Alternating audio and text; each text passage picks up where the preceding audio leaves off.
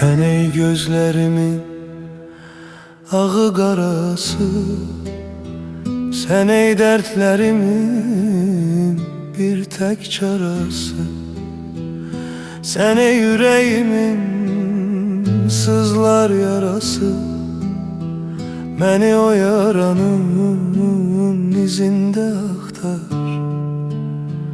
beni uzakta yok özünde aktar. Sevenler tanıyar deli Mecnun'u, eşkiyle o yazdı sevda kanunu. Aşıkın ezelden bellidir sonu, beni sen sehranın düzünde aktar, beni uzakta yok özünde aktar. Bir gün olur da gelsem ağlına, beni dert kederde hüzünde aktar. Bir gün olur da kalbin sızlasa, beni uzakta yok özünde aktar, beni uzakta yok özünde aktar.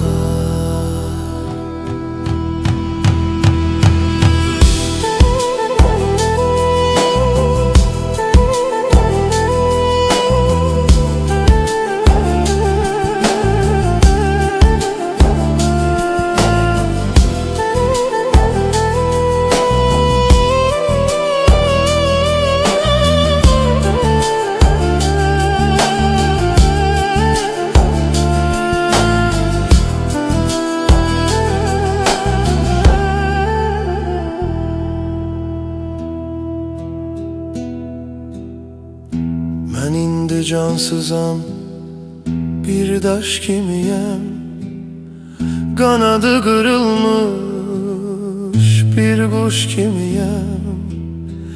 Çaresiz gözlerde bir yaş kimiyem, beni aşıkların gözünde aktar, beni uzakta yok özünde aktar. Sanma ki sevdadan bezdim usandım, sanma ki bilmeden kandım inandım. Gönüllü aldandım, gönüllü yandım, beni o ateşin gözünde aktar, beni uzakta yok özünde aktar. Bir gün olur da gelsem ağlına, beni dert kederde hüzünde aktar.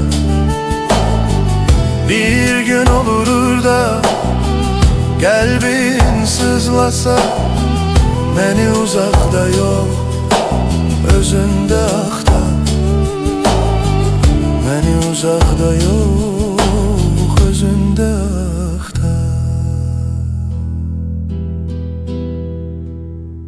beni uzakta yok özünde aktar.